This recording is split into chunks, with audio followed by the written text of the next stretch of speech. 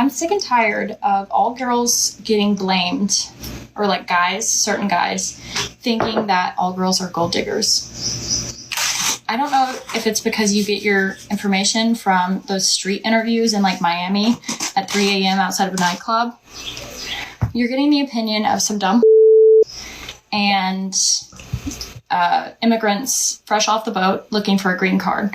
Yes, they are probably gold diggers, but that's the exception. I'm the rule. For centuries, we've tried to figure out if it is okay to say any particular word, even though that word is going to be a prejudice or is going to put down a particular group. We've seen this over and over again. We've seen content creators and a couple of decades at this point say certain words that just offends people, no matter how you say it and no matter which context you decide to say the actual word. So this particular situation is interesting. Lilly Gaddis, also known as the N-word girl, was at a kitchen making some food and had a particular rant where she decided to say the N-word in the rant. Now, some would say in the context that she said the rant, it seemed okay, while others will say that there's no situation that it is okay to say the N-word or any word that puts down in a particular group. So now, as we look at a lot of individuals who've been canceled or any music mogul who has said it in songs and has, for a lot of individuals, gotten away with it, when is it okay, or is it ever okay to say the N-word? So now with Lilly Gaddis, after making that particular rant, did you know she was in marketing? Did you care about her being in marketing? Do you know that she's a mom? Do you care about that?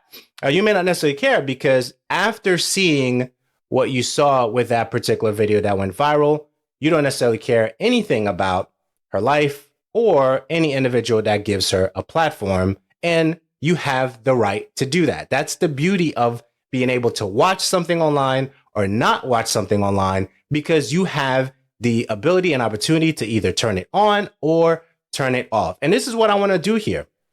This is what I want to do in these conversations. This is what I want to do in these reactions. So my name is Andrew Alliance. If this is your first time here, please make sure you like and subscribe. And this is Lilly Gaddis. Did you even know her name? She has 4 brothers. Did you know that? I don't know. I didn't really follow this situation, but it did make a big splash on the internet when it took place. And now she has multiple platforms. Well, I shouldn't say that's not even fair to her, because she's in marketing. She understands marketing to a certain degree, and she knows how to create bits and pieces of content on the internet to get some traction. I've seen, some YouTube videos and stuff that she's done. She knows how to do those things. But this was a little bit different.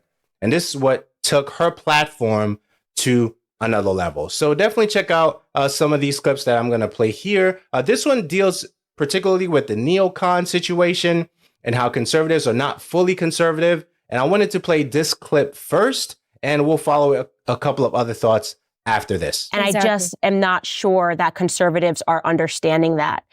You definitely did, though, highlight that there is a neocon movement. That's what people are terming it. Yeah. And you had some choice words. Do you want to speak about that? Because I think a lot of conservatives recognize that there is something that is in our movement that is operating as though it's conservative, but it actually isn't conservative at all. Right. Right.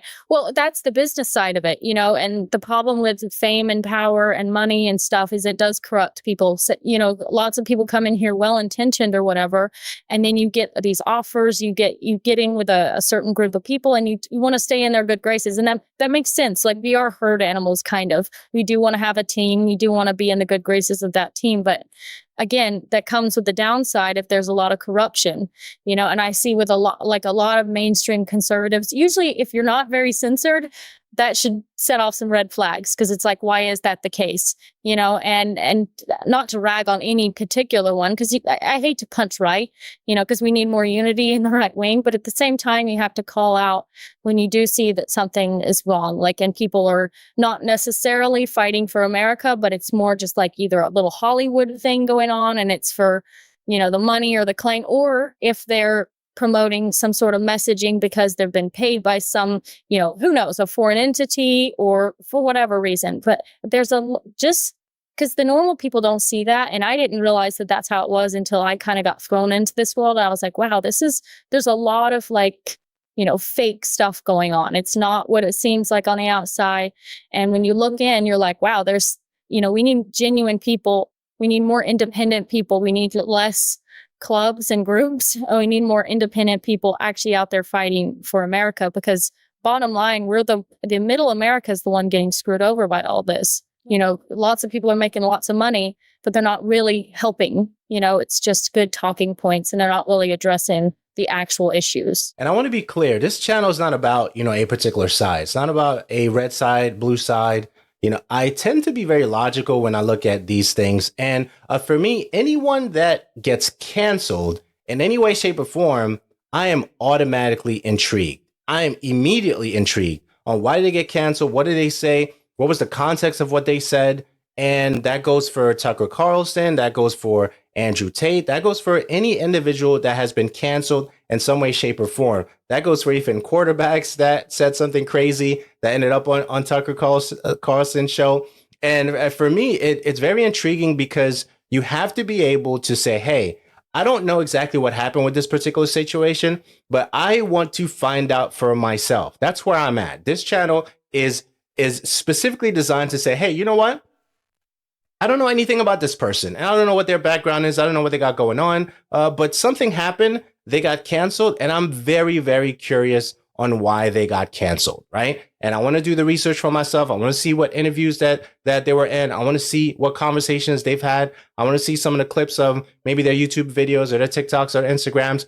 I want to find out for myself what happened with this particular individual for the entire internet to be talking about them all at the same time because they said something crazy, they said something flagrant or what have you. And I'm always curious about stuff like that, which is why I wanted to have my corner of the internet, if you want to call it that, to kind of have those conversations. So this next particular clip, Candace asks, who do you listen to? Like, who are the independent voices that you listen to? And I really want to do a video about that because there's a lot of individuals where I like, whether they're a duo or, they've been canceled for something and now they're just doing their own thing. I really want to do a video. It doesn't have to be anything long, but just to give you an idea of these individuals are not necessarily radical and then they're not, some would say courageous in a lot of ways because they're putting their maybe reputation on the line to have conversations that people are not willing to have because they want you to see all these different sides, right? So some would say, I would never listen to Alex Jones, right? Okay, well, why not, right? So make a case for that. I'm not here to make the case for you, but if you've never listened to Alex Jones at all, why or why not? So we can even go as far as things that happen in the entertainment industry. If you heard about the Cat Williams interview. That Cat Williams interview got over 60 million views with Club Shay Shay. If you never took the time to even listen to a couple of minutes of that, why haven't you? Okay. And it's like, okay, well, I don't like Cat Williams. Well, why don't you like Cat Williams? I like to go further and further into the rabbit hole to find out how did somebody come to the conclusion to not listen to a particular individual? And how did you get there? How did you get there? I'm always curious about how did you get there? So this particular part, Candace is asking about, well, who do you listen to? And Lilly Gaddis, answers the question, of course. And I definitely want you to hear that particular part of the clip, and then maybe address a few more things before we move on from here. I don't really know any that I actually trust because I don't know any people personally. Mm-hmm. I know that I've listened to I've listened to the Gavin McInnes show. I like him a lot. I like you, obviously. And, I respect people that I see can put aside the money and they can lose things and they can get fired and they don't care to lose that comfortable position, because to me, that's how I gauge if somebody's, legit or not.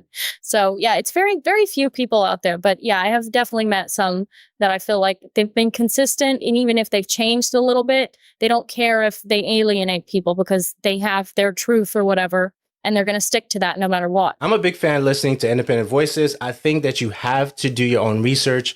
You have to listen to other perspectives so you can have a better perspective, a more 360 view of a particular matter or an individual that's happening, because I do believe that there's a lot of propaganda that's happening in the spaces. A lot of individuals want your ears and they want your eyes on their particular content, whether it's mainstream media. They definitely want you to look at things a particular way. They want you to look at a candidate a particular way, never object to what they say. And if they're a particular color, never ever address anything they say, because they never do anything wrong. And I don't believe in that. I think propaganda is a big thing. We've been seeing this for centuries, and we can go back centuries upon centuries of propaganda. And which is why I took the time to put together 12 rules of propaganda. You should definitely check that out. Link in the description below. I'm going to wrap here because I think that this particular interview is an interview that you should consider watching. I think it was very, very straightforward in terms of who she is, what she represents. She is an all-American girl fighting for free speech. I think that's her tagline in her Instagram or something like that. But yeah, I thought it was really, really good. Definitely check out the full interview here. And until next time, take care.